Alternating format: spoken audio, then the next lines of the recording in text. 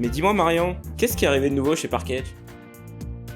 Kelk, c'est le premier jeu de Carl Robinson, il est illustré par Weberson Santiago qui commence à devenir l'illustrateur qui monte en ce moment. C'est un jeu d'affrontement à deux joueurs très asymétrique puisque un joueur va jouer un requin et va défendre son territoire à l'aide de 2 dés et essayer de manger le poulpe. L'autre joueur va jouer le poulpe et essayer de récupérer de la nourriture et de survivre au requin avec un système de deck building. Un jeu extrêmement original et très bien illustré, c'est Kelk.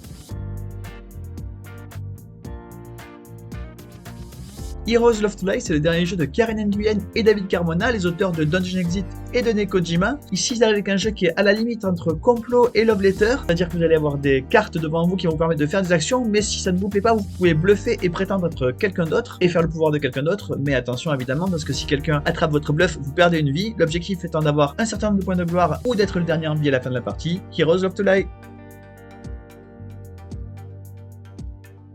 Ion Sand de Vieux Souvenirs, c'est évidemment une extension pour le jeu de stratégie coopératif Ion Sand, et plus spécifiquement, c'est le contenu qui est arrivé avec le Kickstarter de Air Novel, donc une extension qui va servir à la fois pour Air Novel et pour toutes les autres boîtes d'Ion Sand.